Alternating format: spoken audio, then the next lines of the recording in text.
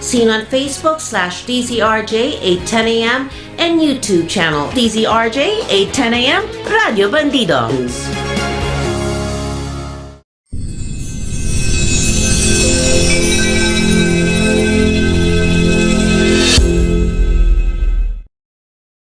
Well, beautiful Sunday afternoon, mga ka-chit-chat. Vivian Velez here, and of course, with my fresh na co-host, Raymond Diamzon.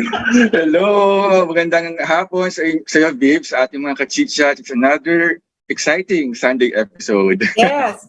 Why did I say beautiful Sunday afternoon? Dahil puro mga beauty queen ang ating guest for today. And mag-shout out lang muna ako ha. Monj, happy birthday to my kumare, si Cecil Salvador. And of course, dito po sa aking talagang organization, ang aking advocacy rin, itong worldwide Pinoy Bilis Kilos Movement. Ayan, and syempre andyan sila Dansky, nanonood sila from Italy, and worldwide yan, Monch, and mamaya dyan sa chat group namin, mamimigay ng mga t-shirts si Dansky. Makikisali rin ako sa kanila. You might want to say hi to someone, of course, Monch. Yes, of course. Hi to our usual followers and sa lahat ng mga mga nakikiselebrate sa atin sa this month pa rin naman, di ba, Viv's National Environmental Awareness Month. So, it's very opportune then na gagawin sa bansa natin yung International Miss Earth Pageant na mapag-uusapan natin later on. Ayan. So, ayan. So, kaya meron tayong mga bisitang nagagandahan at na very interesting na kausap. And please do the honors already para makausap na natin siya. Yes. For our first episode, pag-uusapan naman natin yung kasi yung Miss Earth kasi it's a Philippine-based pageant and nag-start siya. Meron siyang local counterpart, yung Miss Philippines Earth. So this year, nagkaroon sila ng bagong batch of winners. And then si Jenny Ramp yung na-interview natin in the past, if you remember. Yeah, she's competing right now sa Miss Earth International Pageant. And yung ating Miss Philippines Earth Water, ito yung siya si Miss Angeline May Santos, or Angel for short, is a DPWH employed engineer na sumali dyan sa isang international pageant called Miss Face of Humanity. She also owns fashion, food, and cleaning service enterprises. So medyo business-minded din itong ating bisitang ito. Hi Angel, welcome to the program. Hello po, good afternoon. Thank you for having me today. Well, thank you, Angel. Ang ganda-ganda ni Angel. You were Miss Earth what year? This year po, I was crowned last August po in Coron, Palawan. Oh, in Coron. Okay. Jenny Ramp is the current Miss Earth Philippines. That's ngayon, di ba, ongoing yan, Monj? Yes. And it's going to be, I think, the coronation or the finals will be in November 29 in Okada, Manila Resort Casino, and that is exciting. Yes. I was kind of like watching it a little bit. Yung sa mga, was it yesterday? I think that was last night. For the evening wear, and katatapos lang yata ng swimsuit, competition. Now, see, Angel, ang Miss Earth kasi, it's an advocacy-driven beauty pageant, di ba? And alam ko, Monch, ang kanilang slogan yung beauty for a cause, di ba? And it has been adopted since yung pageant's inception in 2001. Is it still real for you, Angel? Is it really beauty for a cause? I think as the years go along, mas tumitibay po yung advocacy ng Miss Philippines Earth and Miss Earth organization. And I think it inspired a lot of people, especially young women like me, to put something with our advocacy related to the environment. And of course, as we do our environmental efforts, we are also helping save our humanity. Well, if you don't mind asking, ito pwede naman mag-ask ng pagka ganito kabata pa, Monj. How old are you now? I'm already 28 years old po. 20? 28. 28. Okay, very young.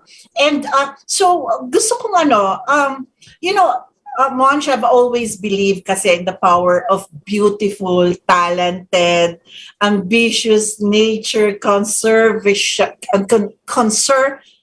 I mean, you know, for conversation, Conservation. conversationist. I'm sorry for that.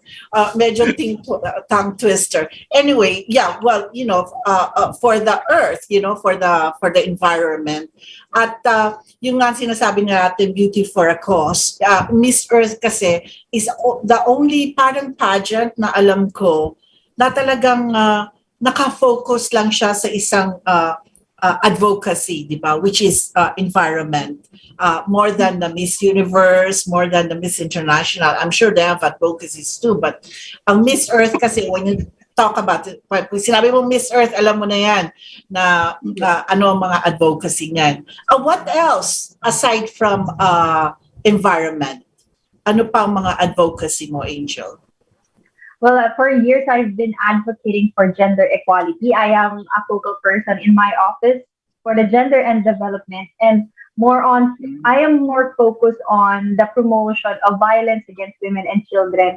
And as I go along, na-connect ko po siya dun sa environmental advocacy ko rin. Kasi part of our sustainable development goals is to promote gender equality. And if we connect it all, we're helping, you know, save the world. Yeah. Actually maganda yun, Yeah, okay, go ahead. Yes, maganda yun, Bibs, kasi na-mention niya yung gender equality kasi Yes.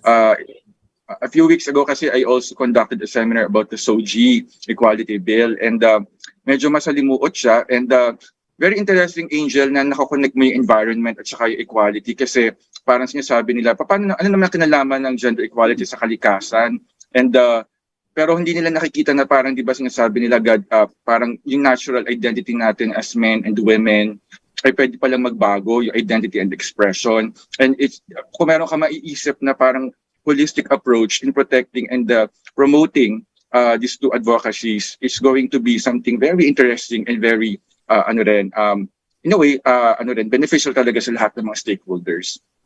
And go ahead. Yeah. Sorry. So, dun po sa sinabi kanina, like regarding the SOGI, it has been for years still misunderstood by people. And di pa rin nakikita ng bawat isa sa atin yung importance ng pagko-connect ng equality dun sa environmental project that we wanted to impose. Kasi before we can even promote it, environmental efforts, before we can have it done properly, we also should focus on the people who's gonna implement it. If there's no equality, then how are we gonna impose this project in a proper way? So yun po, yun yung connection niya. Yeah, that's talaga may bridge siya, no? And then also I can see parang self-acceptance, parang ganyan, di ba? As a person, because you know, when we talk about beauty pageant, it's really beauty and brains. It's not only beauty, di ba? It is really what's inside. And but of course, yung self-acceptance nga sometimes is very important, especially when we do beauty pageant. Kasi puro beautiful people yung nakikita natin, and somehow, people that is lesser would feel insecure, yung mga insecurities. But so self-acceptance also would be a very good advocacy for you guys, di ba?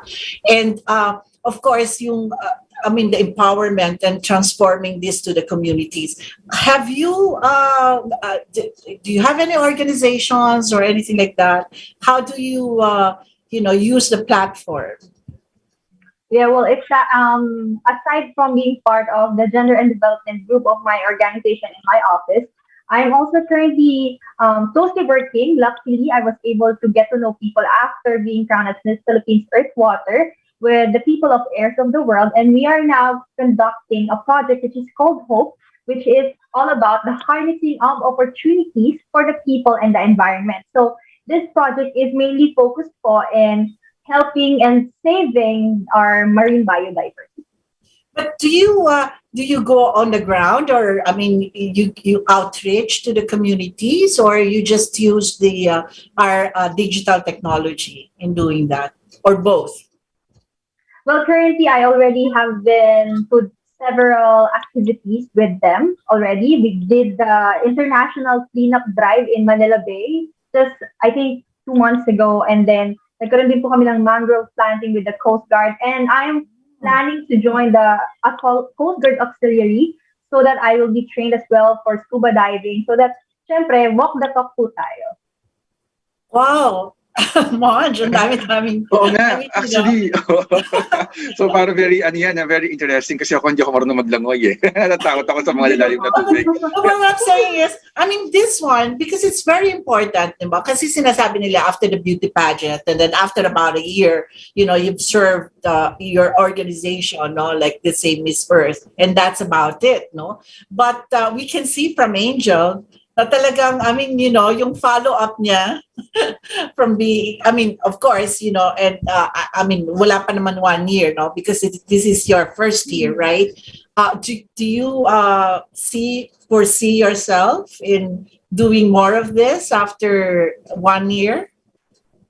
Po, yung effect kasi ng Miss Philippines Earth is different. I don't want to compare it to other pageants, pero it really has this effect to its candidate to pursue being an environmental advocate for a long, long time, even after the competition. Hindi lang po ako yung mga reigning queens ang naging environmental advocate along the way after the competition, but also the candidates who have been involved in the pageant. Yun po yung naging parang striking point ng Miss Philippines Earth and Miss Earth sa lahat ng kandidata natin. So you were parang naging siya, Vims. Aware ka na, no? Even before really getting into the pageant, or talagang yung pageant was brainwashed all these beautiful women and beautiful ladies? Well, even before po, very active na po ako with environmental efforts. Kasi ang parents ko po, ang papa ko po ay nagbebenta sa palengke ng gulay. And my mom po is a member po of the Farmers Association in Palawan. So, bata pa lang po ako, it's really close to my heart, the environment, and I really love animals. It's very interesting, kasi so parang yung mother mo, you grew up in Palawan, Angel? Tama ba? Hindi pa. Sa Cavite po ako, pero yung father ko po kasi, he's been selling since I was a kid ng gulay. So, parang napakita niya sa akin yung importansya ng kalusugan kapag nag-i-intake tayo ng something that is from the ground, from earth. Kaya sobrang close to my heart talaga ang Miss Earth. Yeah, so para kasi napag-usapan natin, Vivs, diba, in our previous episode, yung the plight of our farmers. And it's very interesting then to connect the welfare of our farmers, their plight to environment conservation. Kasi parang we all know naman na yung mga farmlands, diba, medyo under threat, and all the irrigation and all those things na nakaka-apekto dun sa ating mga farmers at saka yung kanilang harvest. And yung supply chain na apektuhan. It's an ecosystem. Pagka kasi na-apekto ng isang bagay, nagde-domino effect siya. So, I want to ask Angel then, kasi interestingly, you're also an engineer who works for DPWH, and on the side, you're also you own many enterprises in the food and cleaning services and fashion. So how do you manage your parang these things in your life para magtulungan sila, dealing together to push forward your advocacies? Well, I make sure that all of these projects of mine is interconnected. Like, for example, aside from being a negosyante or an entrepreneur, I really love painting. So currently, ito yung napansin ko sa mga beauty pageants or being a queen, we all have been given flowers, mga ganyan. So how do I input my advocacy or being environmental friendly person into my art or into my passion? So ngayon po, I do paintings, and along with my paintings, yung mga flowers po, I dry it up and then put it in my paintings. And little by little, I'm gonna create a gallery for it so that continually, meron tayong pinopromote advocacy kahit matapos po yung lane ko. That's what we call recycling. Reuse and recycling, di ba? Really a great idea. And how do you also educate your community in a way on the things that you do? Meron bang ganon? Like may mga outreach programs kayo? Yes, I do po. And the last activity that I had was I was able to come back to my university. I graduated po in Lyceum of the Philippines University in Cavite. And ang ganda ng impact kasi ng pagkapanalo ko kasi I was able to inspire the school to have their own organization that is about the environment, and they call it the LPU Earth. And last month, I was able to speak with the students who became a member of LPU Earth. So with LPU Earth, we're not just encouraging students to, do little actions to small actions. Kasi at this time, kasi we're already experiencing climate change and small actions is not enough. And what we really need right now is to do much greater efforts so that we can help save the environment. How's the ano naman siya, very welcoming naman sila kasi because why am I saying this, because the youth right now, I just want to find out kung talagang ang ating mga Gen Zs may pakailam sa ating mundo, no, when it comes to our planet and our environment and all of that. Anong dating nila sa'yo? Do you think they're very much interested into this? Into this? Well, based in my experience po, lalo na po yung roommate ko po is our reigning Miss Philippines Earth, si Jen Ram. She's just 19 years old, and I can consider her as already a Gen Z siya eh. So, seeing her being in the platform already for the environment and getting to know a lot of teenagers who are Gen Z, I can really say na sobrang woke nila. And their generation is really doing something to help promote saving the world, saving the environment, and they really are making an impact in our communities. And a lot of these teenagers, kids, Gen Z, they're really making an effort to do something. Tsaka yung mga kapatid ko po, they're both Gen Z. I'm the eldest po, so I'm really amazed by the knowledge that they have and the efforts that they do to help promote certain causes. Yeah, actually maganda rin na itanong mo yun, Vivs, kasi parang yung environment conservation kasi is something na ang dating doon sa mga bata, sa ibang bata, no? Hindi naman lahat. Very preachy siya, and in fact, for others, parang nabobore sila to approach it kung paano gagawin. Kasi alam naman natin, yung mga Gen Z, they like everything na entertaining, tapos everything na parang they find interesting. And it's a challenge for environment advocates na mag-create ng creative approach para ma-engage natin yung mga bata para sumali. For example, napag-usapan natin in the previous episode, yung mga single-use plastics, yung waste management, and everything else. So, Angel, in your experience, sabi mo nga, in your experience naman, naramdaman mo naman na may interest naman yung mga bata. Ano sa tingin mo yung mga iba pang mga bagay na dapat natin gawin to make environment conservation interesting para sa mga bata? And also, dun sa mga sectors na walang pakialam, kasi alam naman natin na iba, uunahin mo ng kumain kaysa magsagip ng kalikasan, di ba? Paano natin may engage yung mga ganong klaseng sectors? Well, this doesn't just apply to the youth, of course. It applies to all of the people of all ages. There comes a point na wala na tayong pakialam, especially if you're in a poverty-stricken situation or community. Siyempre, ang ipaprioritize mo is yung survival mo. But given the fact that we have all of the platforms and all of the opportunities that we can have to share knowledge about the environment, I think yung mga taong mas may knowledge about the environment, those people who have access to it, should do something or create a platform that is related to it. And I'm so happy that we have Miss Earth, and it's a Filipino pride that we have an organization who is still promoting environmental efforts. Hindi lang siya for, beauty. We typically just see women who join beauty pageants as someone who just promotes a certain advocacy and then afterwards, wala na. But with Miss Earth, you can see with the social media posting of the current candidates of Miss Earth, you will definitely see how they are giving their heart in their advocacies as well. So I think syempre, ito na yung meron tayo ngayon, yung social media platforms. I think our best efforts will come in to our creativity to promote environmental advocacy through our social media accounts. Yes. Actually, parang, Bibs, yung nabanggit ni Angel na beauty pageant. Kasi ako din, for trivia lang, baka hindi alam ni Angel, nag-work din ako sa Miss Earth before, batch ni Carla Henry, tsaka ni Sander Seifert. And nung time na yon, So 8 years old, 9 years old pa lang yung Miss Earth noon. So parang alam ko na rin for a fact personally na serious talaga yung Miss Earth organization sa pag-push forward ng kanilang advocacy. In fact, yung mga candidates, hinihingian talaga sila ng mga kanilang individual advocacies na gusto nila i-pursue, whether it be for waste management, for recycling, or yung mga coastal cleanup, yung mga ganon.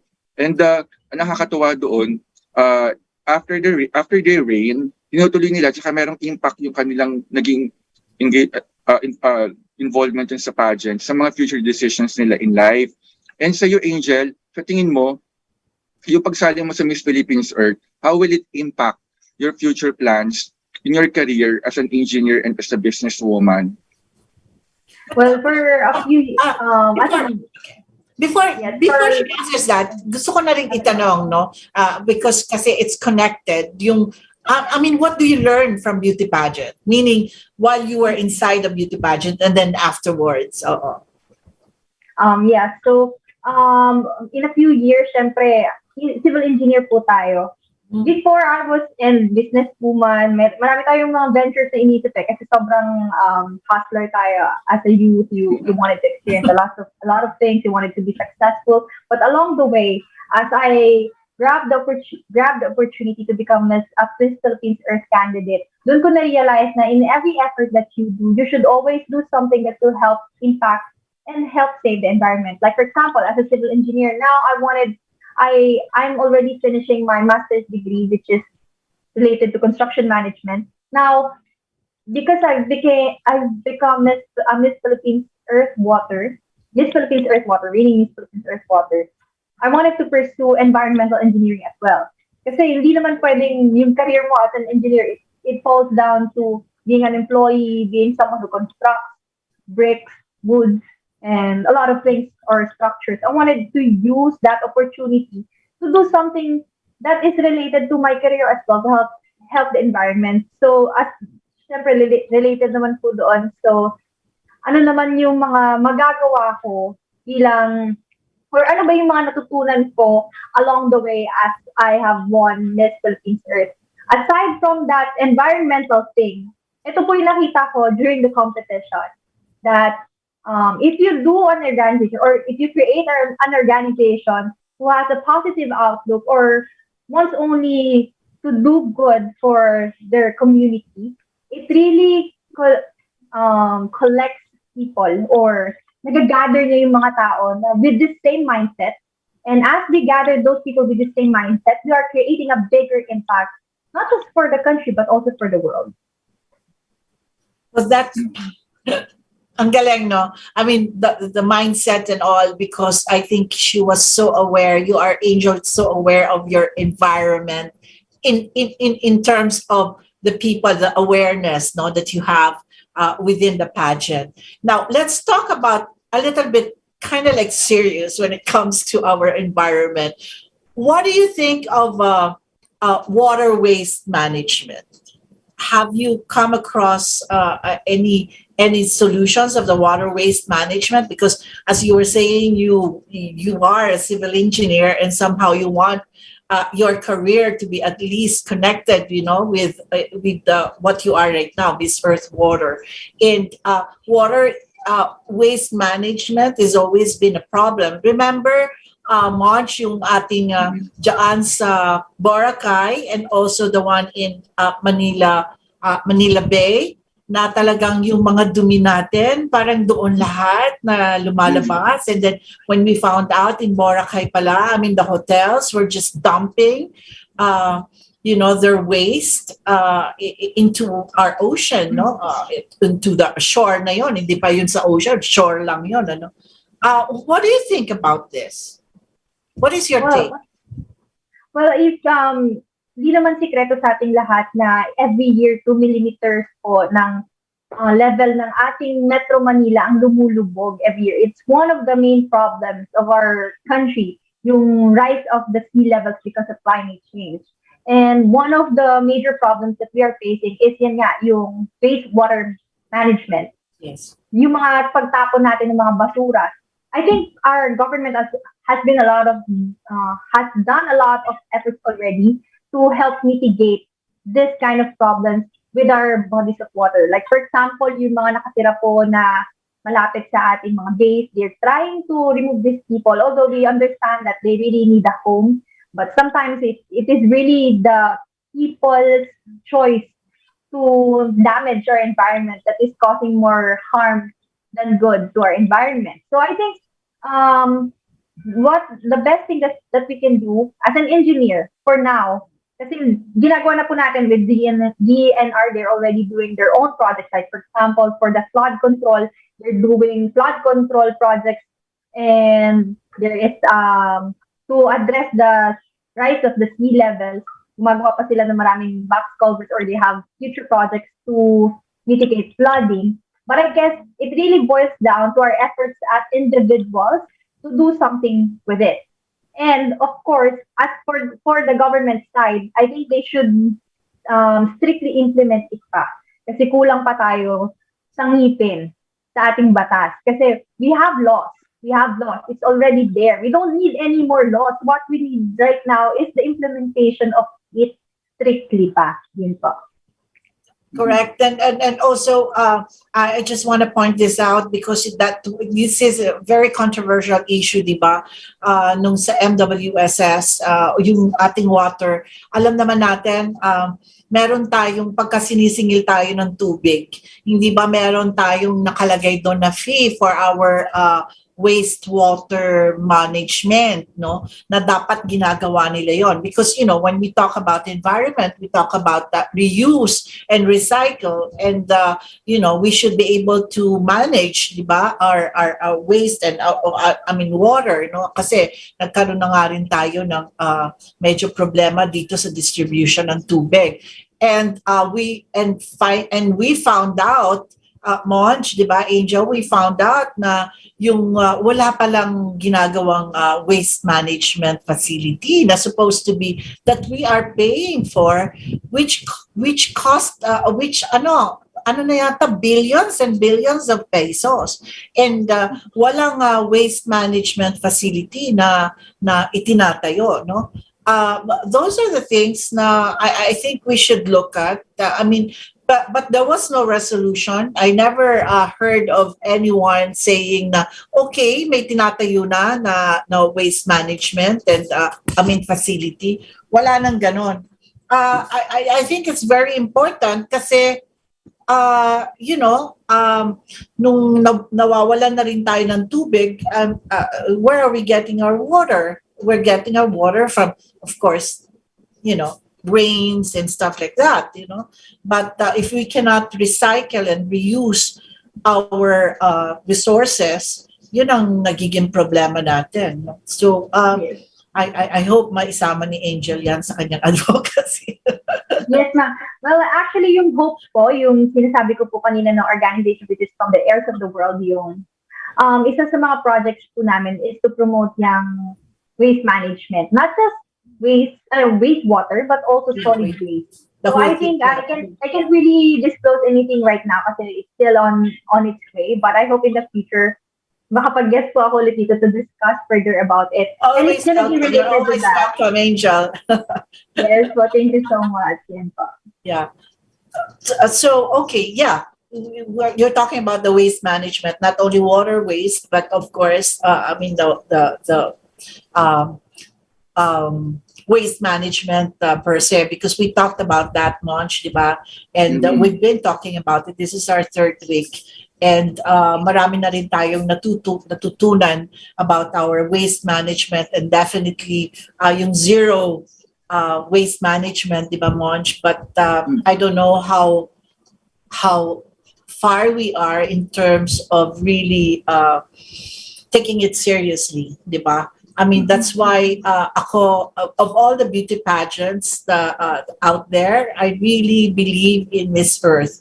Kasi yung Miss Earth, pagka sinabi mong Miss Earth, just the branding alone, it means, these beautiful ladies are beauty and brains. And as we can see from Angel, talagang beauty and brain talaga siya, no?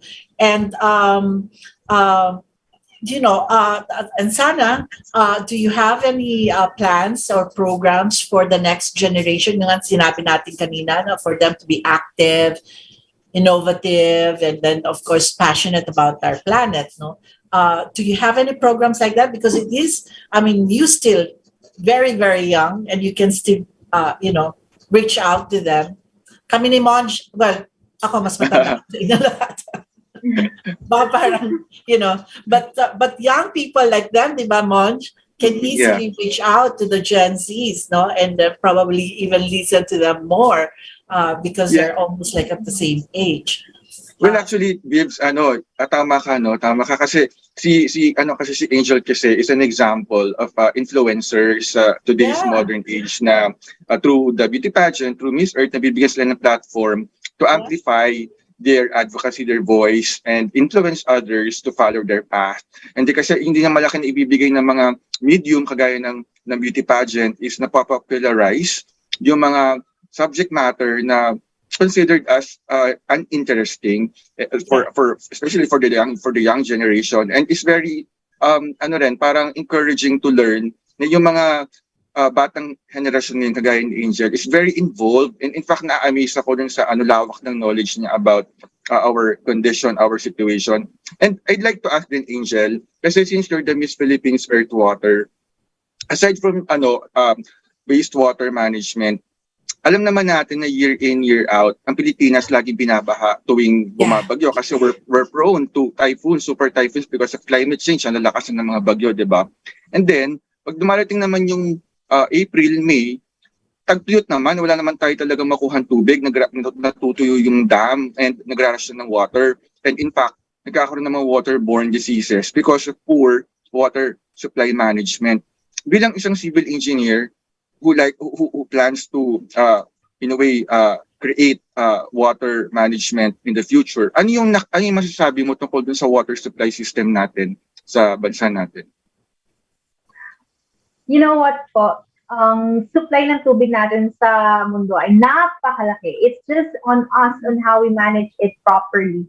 Tayo nga sa Pilipinas, sobrang rich ng ating kultura, sobrang rich ng ating natural resources. It's always about how we manage it as a country. Sabi ko nga po previously, we already have a lot of laws. Wala lang tayong proper or strict implementation regarding to it.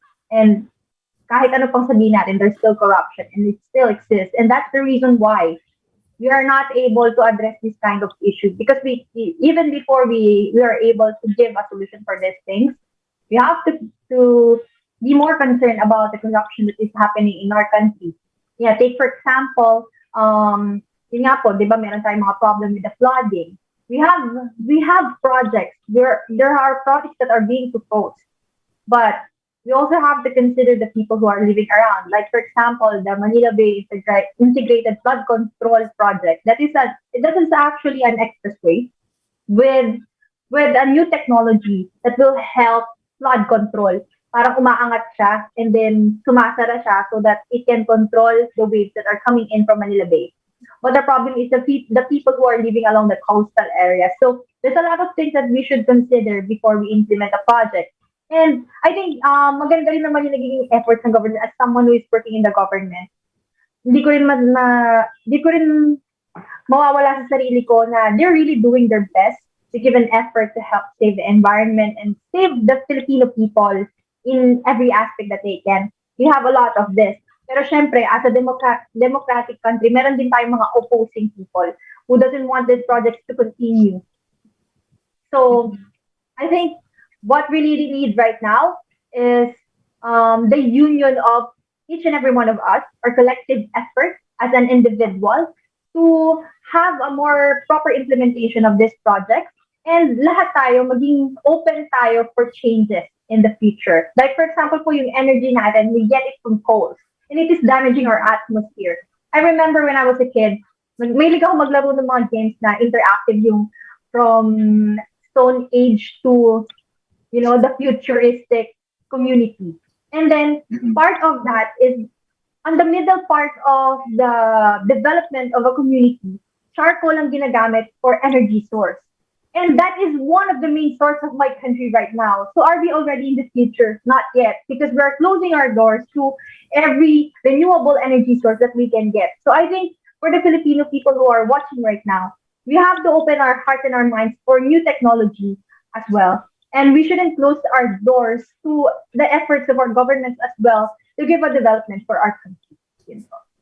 Monj, alam mo, Yeah. bait-bait ni Angel, no? Talagang pangalan niya, Angel. Kasi sabi nga niya, the government, well, you know, for me, they're not really doing their best.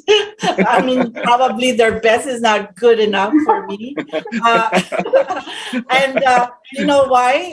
Alam mo, you know, just even the drinking water. Kasi problema natin yan sa environment, yung mga plastics. Yes, yes. And we know where we put them, right? We put them in a plastic bottle.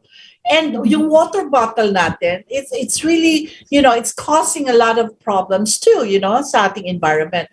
But the fact that we have to pay, magkano na bang isang bottle ng water bottle? Much? May 30 pesos na Nasa ba? 15 to, mga ganun range. Pag ganun na, 25, di ba? 30 pesos. Lumiliit pa nga yung size ng bottle nila. Parang pet bottle, di ba? I mean, we cannot even have a good drinking water. I mean, you cannot. I mean, you know, kasi naman tayo, nagpupunta ako sa US, nagpupunta ako sa Western world, and, you know, especially in Switzerland, you know, in those places, talagang, you can drink the tap water, di ba? Yes, yes. Pwede kang uminom at hindi ka nagbabayad. So, yun lang ang sinasabi ko na I don't think the government is even doing anything about it. I don't hear any programs from you know, from our government na kahit papaano sabihin mo na, you know, for us to have a clean drinking water. No one, nothing. Wala pa, zero. Yeah. Actually, Diggs, if I remember, nung panahon ni Sandra Seifert, of course, Miss Philippines Earth 2009, long time ago, yung MWSS that time is headed by Mr. Rene Almendras. So we went to the office, and para meron silang campaign before na yung tap water na lumalabas sa mga gripo natin ay potable. So parang in fact, lahat ng mga public schools, nilagyan nila ng parang water fountain na street galing dun sa mga water concessionaires na ini-encourage yung mga bata inumin siya. But yung campaign yun, hindi siya nag-work out kasi yung mga consumers at saka yung mga Pilipino, medyo duda pa rin kung malinis ba talaga yung tubig na iinumin nila. So parang yung faith, yung trust ng mga tao talaga is hindi talaga nakuha ng government na, ligtas yung mga tubig na nanggagaling sa mga water concessionaires na yan. Kahit nilagyan na talaga siya ng dumaan sa mga tests and everything. That was actually a huge challenge back then. So hindi siya nag-work out. And tama ka, Bibs, kasi parang ngayon, di ba, napakagastos, Angel, di ba, napakagastos uminom ngayon kasi it consumes energy, ang taas ng carbon footprint kasi parang bibili ka pa sa mga water distilleries, di ba? Bibili ka pa ng mga mineral water, mga distilled water para lang may mainom yung pamilya mo. O iba naman, pag hindi ma-afford, magpapakulo. So, siyempre, nagko-consume ka ng LPG kasi nagpapakulo ka ng tubig. So, that's another, energy waste. Samantalang, pwede naman natin talagang inumin yun ang gagaling sa faucet. Yeah, po. Tama po. Then again, it's all about corruption that we have to address first before we can really move forward as a country. No, but yeah, well, buti na lang, kay Angel naman ang galing yung corruption. The word. No. Hindi siya tama, Bibs. Yung sinabi mo, Bibs, na may binabayaran tayo dun sa bill para dun sa treatment facility. Dapat talaga makita natin mag-translate siya na may ginagawa talaga kasi all I hear are plans. Lagi may plano every time that they're being interviewed. Pero hindi pa natin nakikita talaga yung implementation. So tama ka naman na parang saan napupunta yung mga billions pesos na accumulate nandiyan. And hanggang ngayon, hindi pa natin talaga pwedeng inumin yung lumalabas sa mga faucet natin. And that's why, nag-rise talaga yung mga business ng mga mineral water na nag-a-add din sa mga plastic waste. And at the same time, hirap na nga yung mga tao ngayon bibili pa ng tubig. Samantalang before, di ba, nung panahon ng 60s, 70s, pwede mo inumin, di ba nawasa pa yung pangalan ng tubig dati? So parang pwede mo talaga siyang inuman eh. Ngayon talaga hindi na. Hindi mo na siya pwedeng inumin. Definitely, wala pa akong napuntahan na lugar na, I mean, out of the faucet, talagang potable siya, And, talking about corruption, kasi tama lang naman nung last administration that was talked about the waste water management, that fee that we give, no? So that's supposed to be our money that has to be spent for these facilities. Magaling lang kasi tayo na, to get into these scandals and get into these controversies, but there's no resolution. I mean, I have not heard of anything. Right after that, wala na ako narinig. I mean, parang iba na naman. It has always been like that. Walang follow-up, walang, well, I guess, Angel is here. And this is one of our advocacy. I guess really, drinking water is very important. Our, wastewater management would be very, very important. Parati tayo nagreklamo, no, about how we are when it comes to our environment and how we treat our planet. But just the same, yung mga just the basic needs that we want is hindi siya na ibibigay. Hindi siya talaga na ibibigay. So those are the things na sana man lang, that's why I want to thank si Monch talaga ang nag-iisip ng mga concept namin for our monthly theme, no? And he thought about this, and it was really a good thing because ako rin, nag-advocate din ako ng environment. Yeah. Do you have any more questions? Yeah. Yeah. Actually, Vivs, I also like to ask Angel kung ano masasabi mo, Angel, sa countryside. Kasi dito sa urban areas ng bansa natin, of course, we have the water concessionaires and lahat ng mga households, may gripo, may clean water. Pero paano naman yung mga far-flung barangays na hanggang ngayon, imagine, napaka-medieval pa rin ang setup kasi marami pa rin nagpoposo. So straight from deep well. And we all know na hindi lahat talaga yung safe. Other people kasi don't only use them for bathing and laundry, but also they drink it. So parang wala talagang safety standards pa rin. And hindi siya napupuntahan ng government natin to safeguard their health and to warn them about the danger of waterborne diseases. Ano yung alam mo about the condition of our countryside in terms of water safety and clean water access? I grew up in a province, so medyo meron din kaming problem before sa water. And I can see kami po medyo developed na rin yung Tres Martires. But when there's a flood, when there's a storm, nawawalan kami ng tubig kasabay ng kuryente. So it's a really big problem for a lot of the rural areas, lahat ng mga far-flung areas, yung magkaroon sila ng pag-consume ng clean water or accessible water. Actually, accessible na lang. Kasi may mga places pa po na nag-iigib pa from the ilog, batis. Although maganda rin siya kasi we connect to Mother Nature. But the thing is, as we transcend to our development or the country's development, medyo nakikita kong problema is that we're just focusing to our urban areas like Metro Manila, Metro Cebu, Metro Davao. We're just focused on these centers, completely forgetting that we have a very big country. We have lots of islands that we have to tend to. I think yun nga yung kulang sa atin, yung pagkakaroon ng connection sa ating iba't ibang lugar. But if we really commit as a country to do something for these areas, mas makikita pa natin na magde-develop yung bansa natin. Kasi isa tayo sa mga nahuhuling bansa na sa development especially sa ating teknolohiya. Kasi nga, we're closing our doors to it. And we're so focused in making ourselves for the survival of each and every one of us, completely forgetting what are the real needs of the Filipino people. Well, yeah. Sa Cavite, no, as you were saying, di ba talagang prone yan for flooding?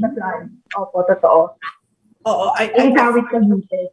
Yeah, I think those are the areas, Monch, na talagang pagka medyo may bagyo na or continuous rain, yan yung talagang I mean, I think yung last typhoon, you were talagang heavy affected ang Cavite, no? So well, we can see that climate change has been really working overtime, overdrive, just And, for this and destruction. ano rin, and Vince, ano din, parang, di ba, connected siya din sa water, sa wastewater management. Kasi pagka bumagyo, and nagbaha, and then yung tubig hindi nag-recede properly sa ocean, naiipon siya, and then nagkakaroon ng waterborne diseases, kagaya ng dengue. Yung Yeah. dengue, lagi na lang palagi, every year na lang meron problem talaga natin siya. Hanggang ngayon, hindi pa rin siya nasusolve. So, connected din siya sa mga tubig talaga na naiipon. Oo. Totoo po yun. Correct. Okay, so Angel, maiba naman tayo ng usapan. How's your love life? Ay, hindi. How's your love life? Sorry. Hindi. I mean, as beautiful as she is and as brainy as she is, I mean, how's life after, I mean, let's talk about you yourself. I mean, of course, sabi mo nga, are you back in college? You're mastering? Yes po. Actually, I only have one subject left for my master's degree. And then thesis na lang. And then I'm done. And then afterwards po, I'm planning to really take up environmental engineering. So that's medyo aligned pa tayo with the environment. And of course, after po ng competition, isa sa mga bagay na naramdaman ko during the time is, syempre, cloud9 because you won and you felt proud and a lot of people were so happy that you won as well.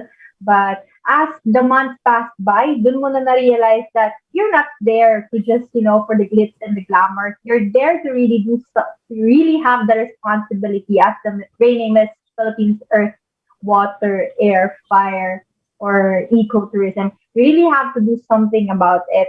Syempre, meron kaming 1 year to do something. Yeah. And I think I should make the most out of it. And ang dami pong doors na nag-open po sa akin. Maraming opportunities na nabigay sa akin. Pero currently, I would like to focus more on, with my self-growth, with myself as well. Kasi ito po yung typical na nakakalimutan, especially ng mga kabataan ngayon, that we are so focused in trying to achieve success. We're all trying to run and move forward to the edge of, having money, fame, businesses, being someone you can be proud of. We are all blocked off by social media, by the beauty of the people's lives that we see, and we tend to forget the importance of our personal life. So I think after the competition, I really made sure that I checked on myself what I really wanted. Kasi before po, I really burnt myself out to the limit. Pinagod ko talaga yung sarili ko to do a lot of things just to make me feel like I'm proud of myself. And then at the end of the day, I forgot what the word happiness really is. Yun po yung kailangan nating tandaan, that in everything that we do, you always put yourself first. Because if you put yourself first, and at the time that you are giving yourself much more love, and then mas marami ka pang pagmamahal na nabibigay sa mga tao sa paligid mo. Kasi you can never give something if you yourself is already empty. It's so nice to hear about that, Angel, because alam mo, mga bata kasi ngayon, I can say mga bata, no? Because also my sons, are highly driven sila, Monch, talagang, this is the age na talagang they think about their future, they think about everything, di ba? Like si Angel was able to get a platform, for her. I mean, a bigger voice now. When you open your mouth, at least people can listen, and malaki yung responsibility, But then you really take care of yourself. You need to check out once in a while are you okay, are you going on the right path, and things like that. But how's your family taking it, you as Miss Earth Water? Syempre po, sobrang proud ng mga magulang ko. Although it's an open thing already that my parents are separated. And it's okay.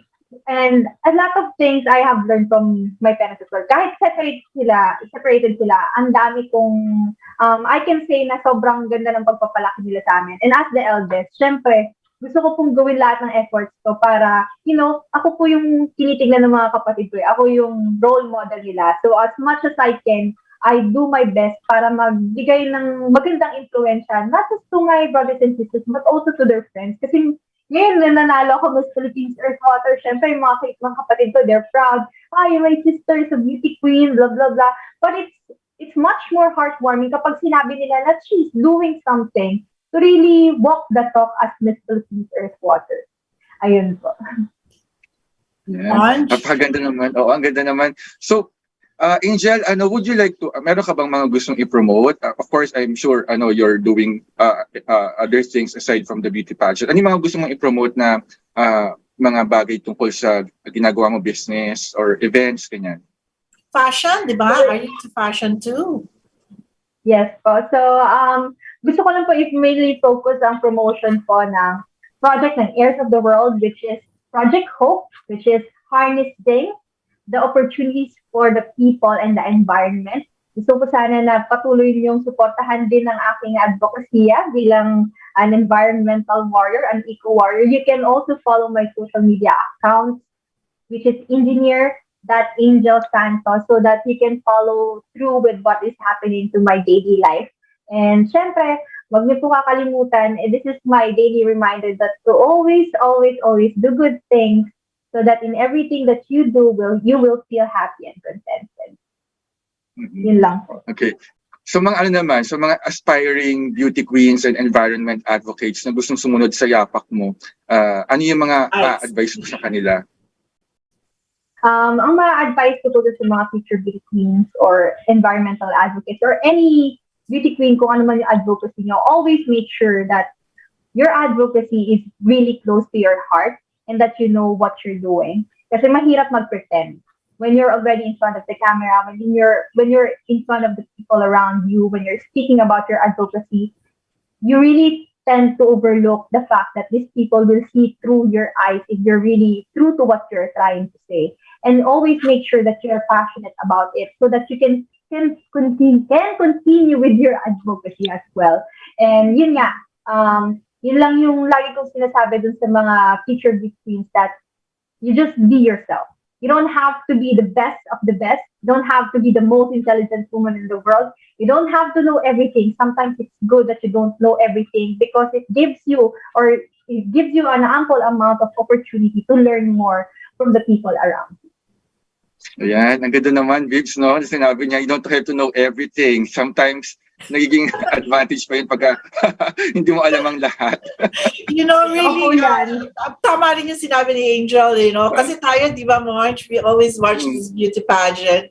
And sometimes, pagdating ng mga Q&A, I mean, that portion wherein, everybody really looks forward to that. And, yung tama yung sinabi mo, pagka talaga advocacy mo, no matter what, kahit balik-balik ta rin pa nila yan, what comes out, naturally, lalabas at lalabas siya, no?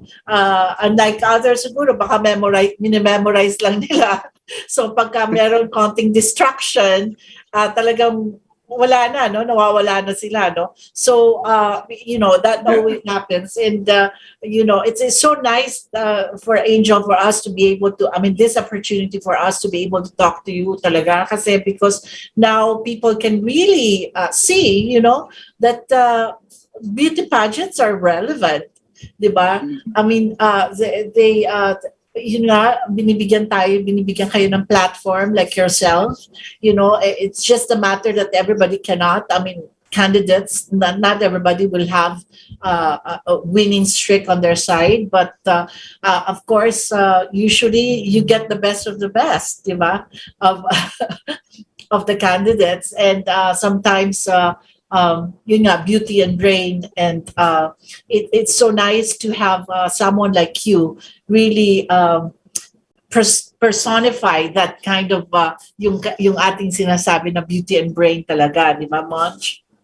Yes. And actually maganda rin may takeaway din is parang yung in-amplify ni Angel yung authenticity na parang it's never wrong to be true to yourself and to celebrate your identity. And in this day and age na parang kita mo lahat, yung mga social media, nako-compare mo palagi yung sarili mo, lagi mo nasasabi na nasaan na ba ako sa buhay ko, parang I feel so much less compared to others.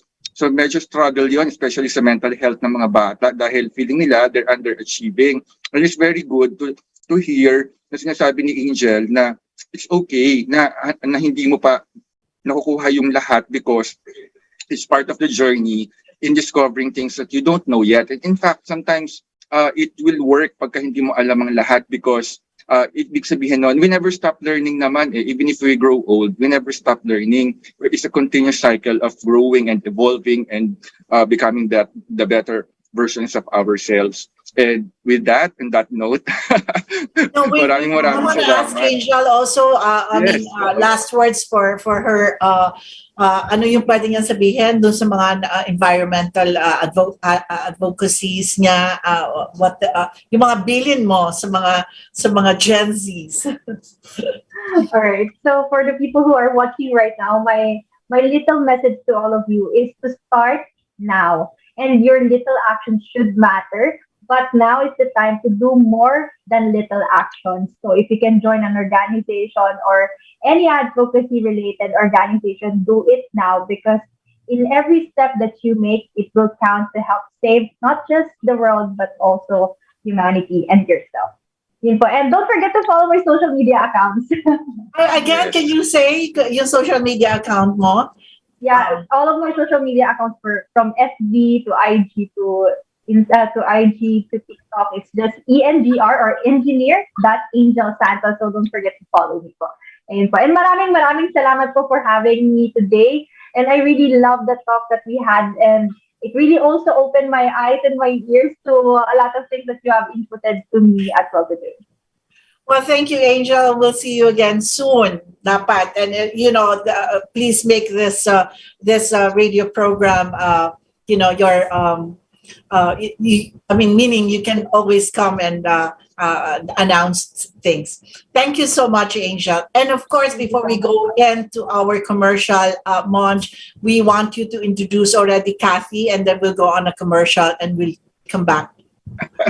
Yes, of course. When we come back, we will be guesting my very good friend and kasamahan din sa radyo. Yan si Miss Catherine Untalan Vital or Cathy for short. Isa siyang environmentalist, fashion model, psychologist, and beauty queen. Nirepresent yung bansa natin sa Miss Earth 2006 pageant and won the Miss Earth Water title. So after serving as executive director of Miss Earth Foundation, nag-start naman siya maging broadcaster for People's Television Network and GZRH. And she's also the founder of her own organization, My Birthday Foundation. And at the same time, she's also working in various agencies to promote environment preservation. Ayan. Okay, we will talk. We will discuss. We'll come back after this pause. Bye, Angel. Bye, Angel. Thank you so much. Thank you. Bye-bye. Thank you. Bye-bye. Hi there, RJ here. Ready, set, go! Ho, ho, ho! Merry Christmas! Christmas is around the corner. The 2-day legendary Christmas sale is back for all RJ Guitar centers. December 3 and December 4. That's Saturday and Sunday on all items in all 10 stores. Listen carefully to the discounts. 10 a.m. to 1 p.m. 20% off. 1:01 p.m. to 5 p.m. 30% off. 5:01 p.m. to 9 p.m. 40% off. From 9:01 p.m. to mall closing. 50% off.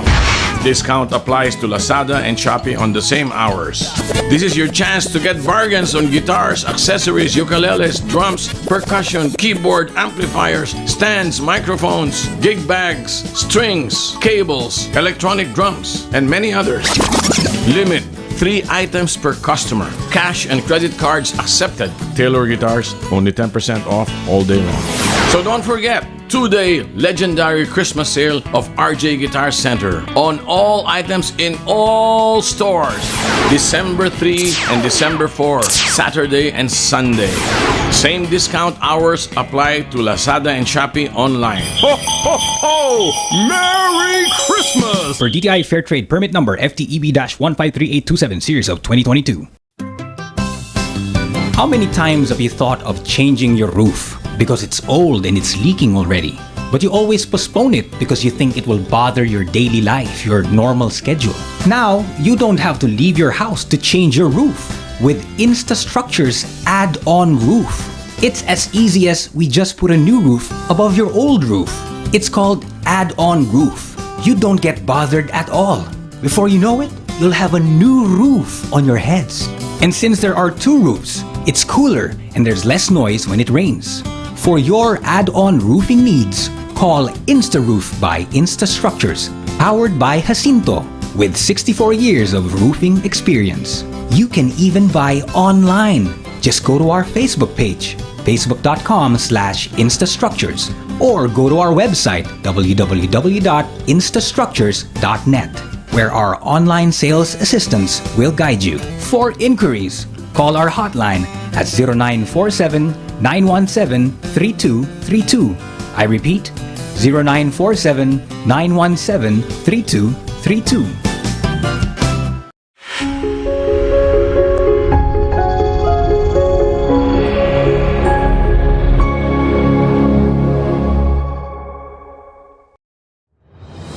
Chachahin Mo Baby is a news-oriented program that tackles topical issues and headlines with the support of DZRJ field reporters.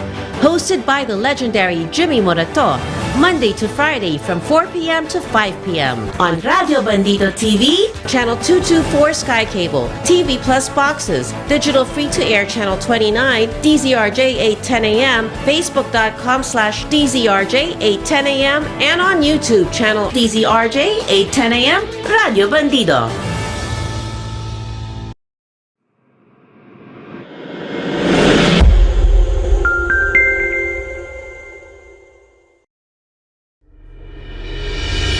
May problema ka ba sa asawa, kaibigan, katrabaho, boss o negosyo? Tanong mo, sagot nila attorney.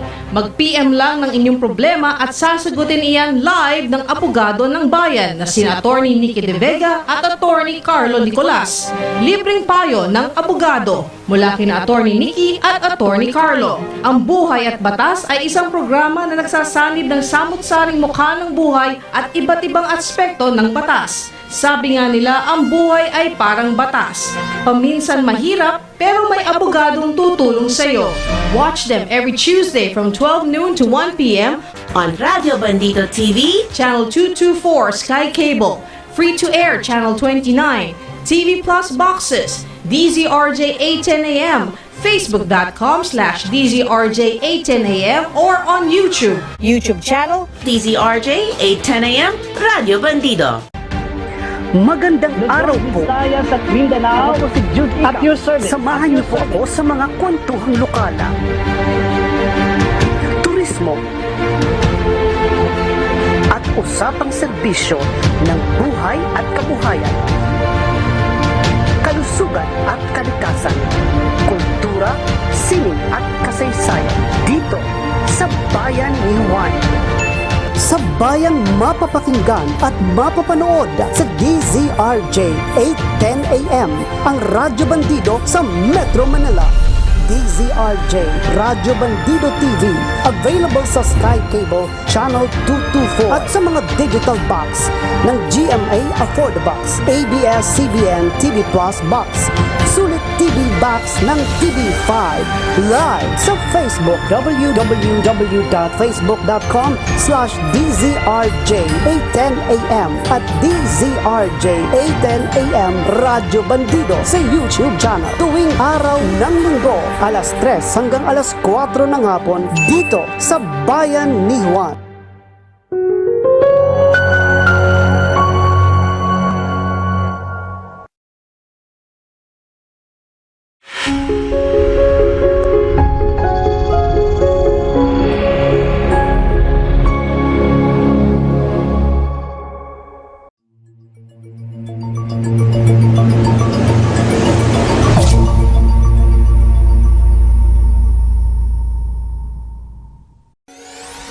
Chit Chat with Double V with host Vivian Velez is a program that breaks down important national concerns, events, and stories, featuring newsmaker interviews and compelling features to add context, clarity, and answer the questions on your mind.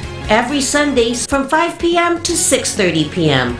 on Radio Bandido TV, Channel 224 Sky Cable, TV Plus boxes, GMA Afforda Box, Easy Box, and all DTT boxes. Simulcast on DZRJ 8:10 a.m. Seen on Facebook/DZRJ 8:10 a.m. and YouTube channel DZRJ 8:10 a.m. Radio Bandidos.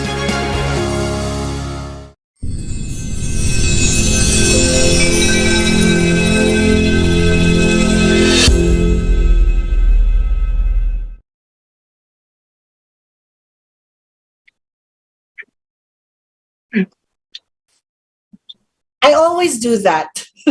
Right after the break, I always talagang well, that's technology. We're back sa Chit Chat po, of course, with my co-host, Raymond Diamzon, and Monj, another beauty queen, of course, and si Kathy, no?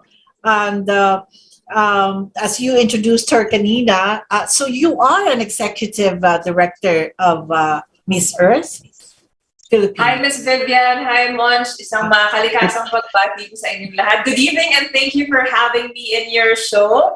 Yes, actually that title was my title in 2007 and now I'm coming back as a consultant for the Miss Earth Foundation. Well, as we were talking kanina in the first part of our the program, as yung Miss Earth kasi, it's really yung advocacy niya is the advocacy-driven beauty pageant siya, no? And when we talk about Miss Earth, meron siyang slogan, yung beauty for a cause. Yes. Diba? And beauty for a cause, yung Miss Earth, I mean, of course, it focuses on people and forests, no? And is it still, kumbaga, that was in 2001, no? Meron na bang iba pang slogan other than that for Miss Earth? Actually, yung slogan naman ng Miss Earth Foundation is setting a legacy for beauty and responsibility.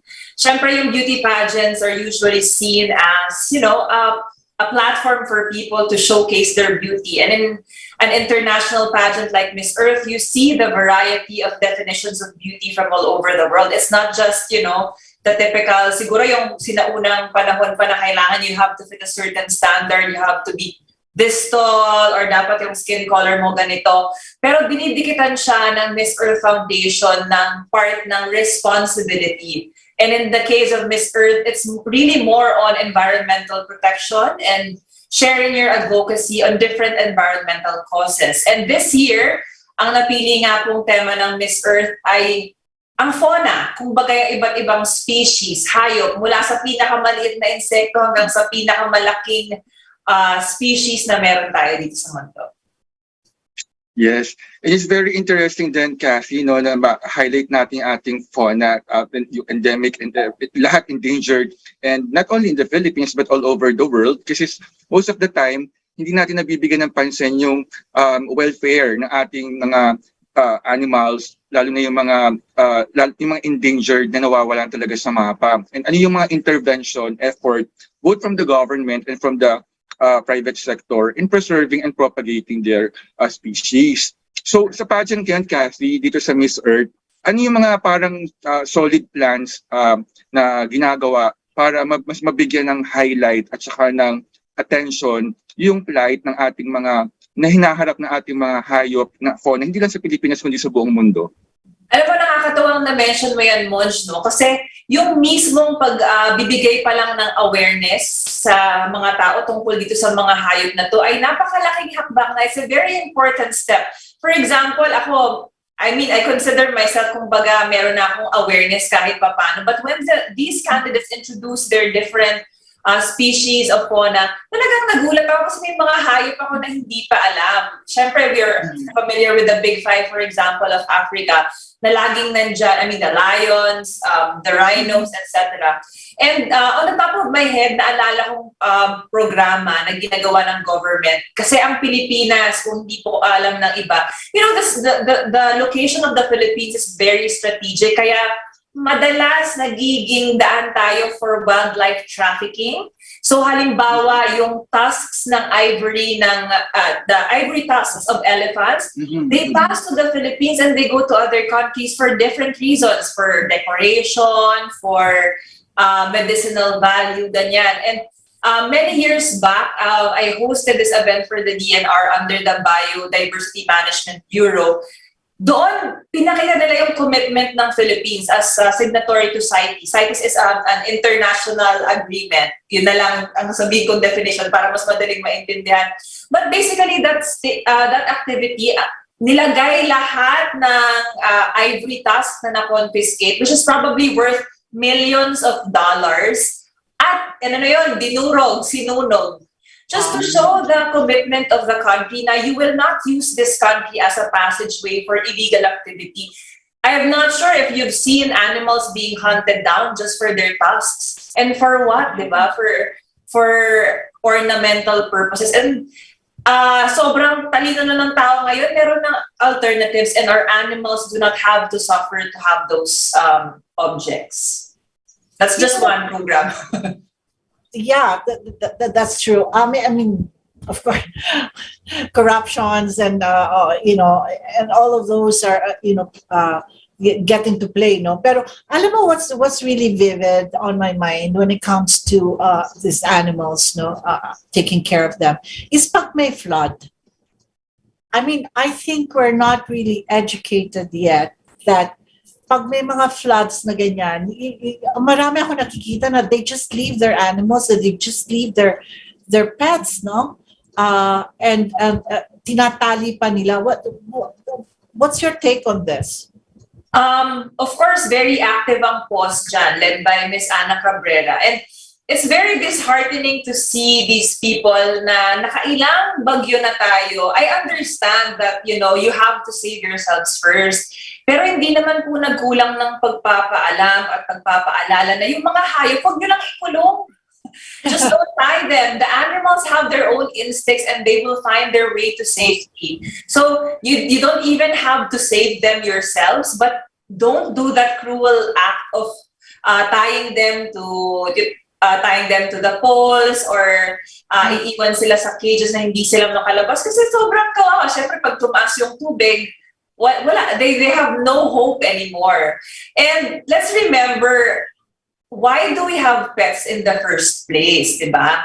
A lot of people treat their pets as really part of the family. Yung iba, parang, pag-isipan niyo po muna siguro bago kayo kumuha ng pet. Kasi at the end of the day, if you cannot be a responsible pet owner, then don't even adopt a pet anymore. Yeah. And actually, maganda rin mapag-usapan yan because we have a law, yung Animal Welfare Act, if I'm not mistaken, na ma-enforce natin with the partnership ng government saka ng private sector. Kasi Vivs, before when I was still in Screenwriters Guild of the Philippines, we also coordinated with Miss Ana Cabrera from the Philippine Animal Welfare Society para ma-protect yung welfare ng mga animals na ginagamit sa mga shooting. Kasi before, naging controversial, yung pinapatay yung hayop, pag sinushoot, hindi siya fake. Hindi siya ginagawa ng props. So, totoong hayop, yung aso, if you remember, di ba, nilagay siya sa sako, tapos pinatay talaga siya. So, meron kasi mga filmmakers apparently, hindi nila alam na bawal. And actually, meron ng mga nakulungan. Meron ng mga nakulungan ng mga tao.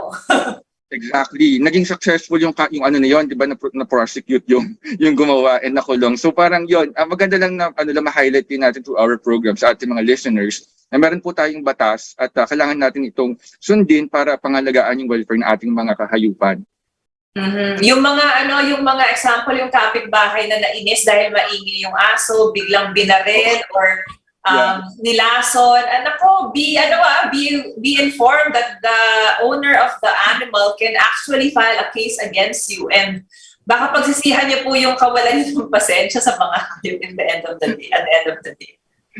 Do you have any programs right now wherein we can educate really people or even, kaya lang kasi alam mo, Monch, di ba marami naman kasi, they sell dogs and they sell our pets and parang kung saan-saan lang, di ba?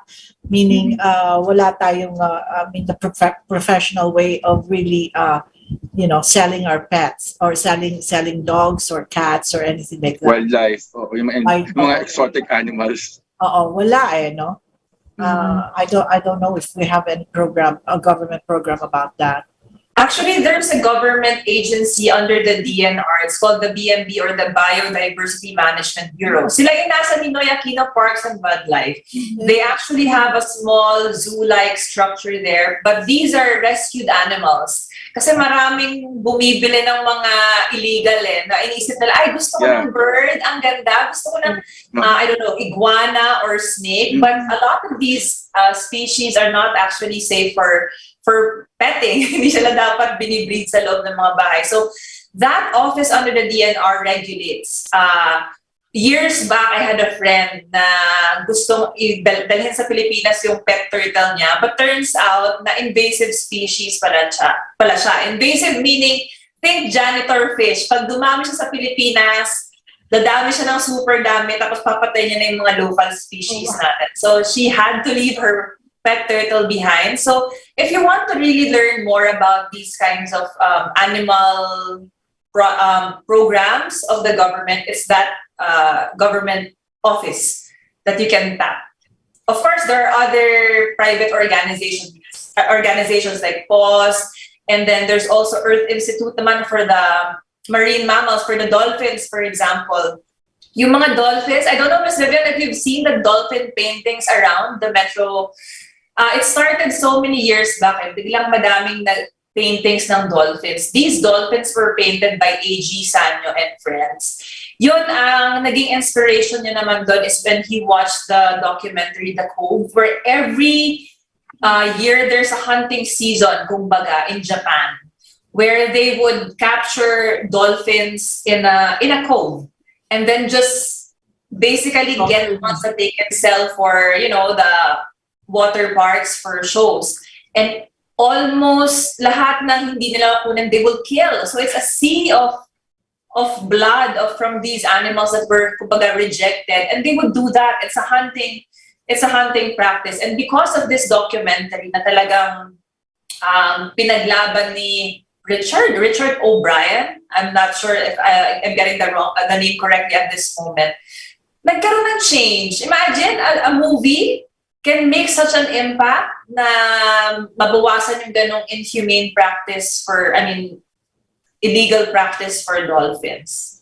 Well, this is how important Miss Earth actually is, right? Because it's having a platform for, this kind of issues. Yun sa Japan kasi minsan, Monch, kasi culture na nila yun, di ba? That is their excuse. They've been doing that for many years, but that doesn't mean porque ginagawa mo na matagal na, tama yun. No? But what about the stray dogs? Yun ang kasi here in the Philippines, talagang napakaraming stray dogs, when you go to Western countries and wala kang halos nakikita talagang stray dogs, no? What is your take on this one? For stray dogs, I'm happy because organizations like PAWS, sobrang saya ko na talagang minimension ko ng PAWS because PAWS is really very active, not only in litigation, pero meron din silang programa about pagkakapon of the dogs and cats. So especially for cats, right? More than the dogs, there are actually more stray cats. So a lot of municipalities and cities actually have pounds. But when they reach a certain time, they get killed in the end.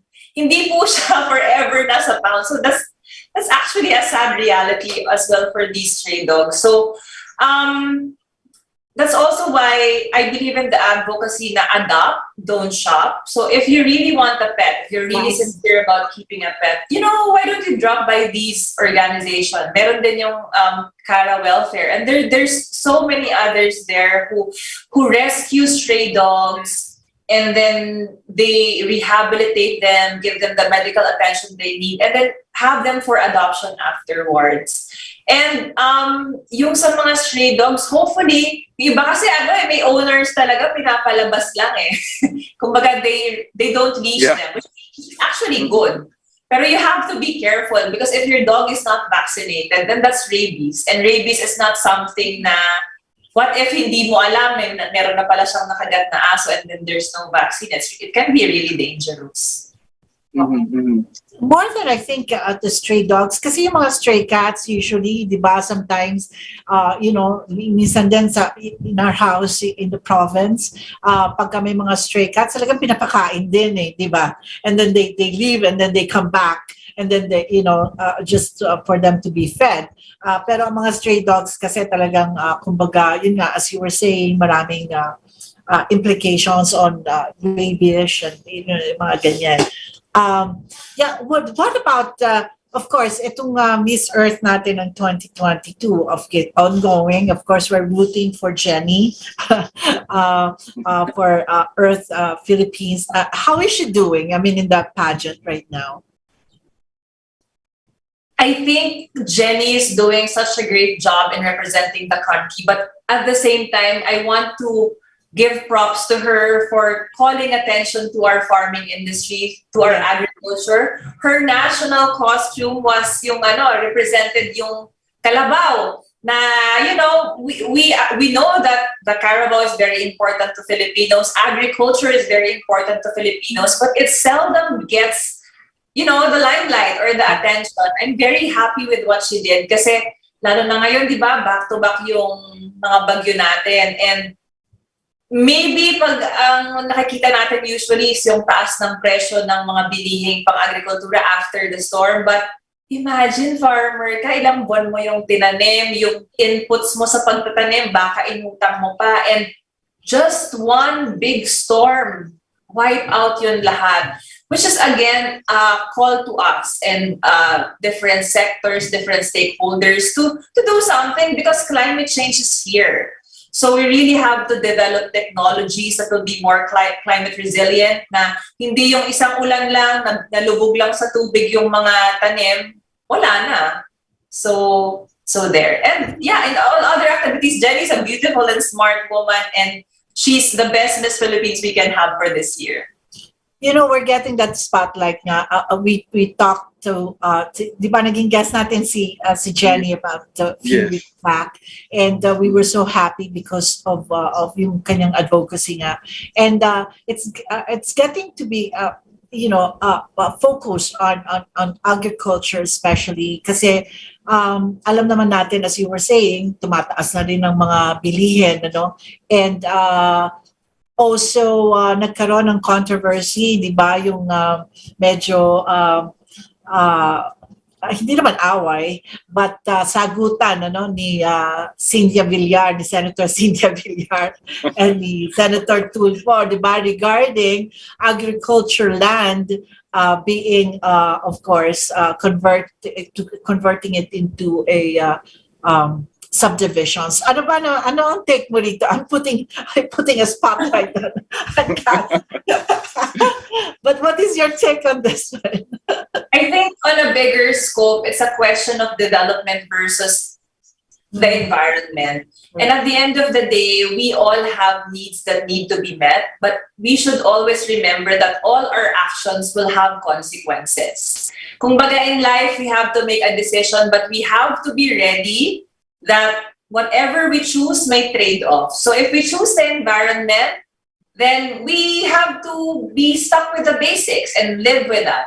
But if we choose development, can we really live without the environment? So I think there can still be a safe balance between the two. There's green architecture, alam ni Raymond yan, and there's always a way to work with nature. Actually, my husband is an architect and I love the way sometimes na pag meron siyang dine-design, halimbawa may puno, hindi niya iisipin puputulin yung puno, iisipin niya to design around it. And interestingly, actually, dito sa bahay namin, meron siyang ginawang mataas na part. And nakita ko talaga yung puno na dating mababa lang. Talagang tumaas siya because it's competing for light.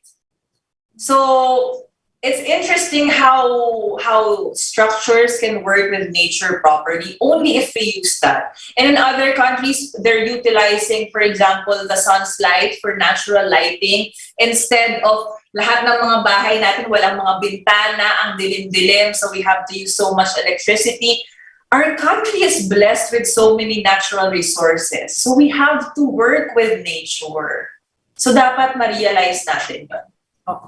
Ako naman, my small take on that would be, I mean, by experience really, is yung zoning, no? Kasi parang ang nakikita ko, parang, you know, may development dito, may subdivisions, residentials, pagkatapos merong agriculture na ilang hectares lang and all of that. And parang paano yung irrigations and all of that. As you were saying, it has to be, you know, by design, no? Ang nangyayari kasi parang chop suey, di ba? Pagka sinabi mo kasing agriculture land for hectares and hectares, and dapat nakalaan na yun para doon eh. Kasi parang walang zoning na nangyayari. Parang kahit saan na lang pwede.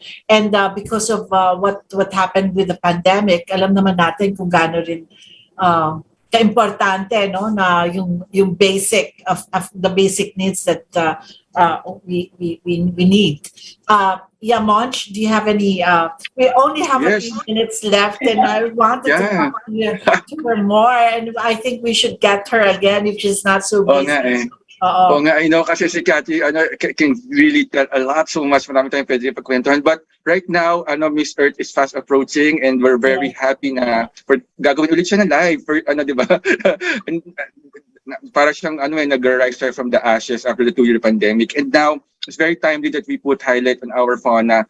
And please promote, Cathy, yung ating upcoming pageant. Yeah. Yes. Actually, before I promote the pageant, I would like to congratulate the team of Carousel Productions for staging the pageant live again this year. It wasn't an easy road going to this point, but talagang with the leadership of Ms. Dorencio, it's all happening right now. The candidates have been to different parts of the country, and of course, they were so excited. Siyempre, ang Pilipinas may reputasyon to having the best beaches, and they've been to Palawan, to Romblon, to saan pa ba? Tarlac, to kanina, a group is in Batangas, and then Zamboanga. Imagine, first destination nila, second to Laguna when they had the seminar, was in Zamboanga City, di ba? It's really a very good testament to Miss Earth na talagang doing everything, not only to promote our fauna, but at the same time, the Philippines, as we open our doors for more tourists. So congratulations to Tita Lorraine and to all of the staff who made this happen. Trivia lang, Miss Earth was, during the pandemic when it first hit, talagang Miss Earth lang yung tuloy-tuloy. She was really furious and having it online, which is the right decision to make at that point. And having said that, I'd like to invite everyone to follow Miss Earth in the different social media channels, Facebook, YouTube, Twitter, Instagram, and even Kumu. I think that the handle for Miss Earth in Kumu is Miss Earth on Kumu. And then watch out for the Grand Coronation Night. It's happening live on November 29. That's Tuesday, if I'm not mistaken. Yes, it's going to happen live, and then it's going to be shown on a delayed telecast in A to Z. So follow nyo na lang po yung mga social media pages ng Miss Earth to catch who will be the 22nd Miss Earth. Will it be Jenny? Let's find out. A lot of very strong contenders this year. Well, thank you, Cathy, and I hope we'll have you back again. And that was so short, and thank you, Monch, and any final words from you, and we'll see you again next Sunday. Yes, Monch. Yes, thank you very much, Vibs. Thank you very much, Cathy, for joining us in the program. And sa lahat ng ating mga ka-chit-chat, we hope to see you again next week as we close our National Environmental Awareness Month. And hi dito sa mga WWP BAM. I'll see you in a few minutes. Bye, everyone. Thank you, Cathy. Thank you. Bye-bye.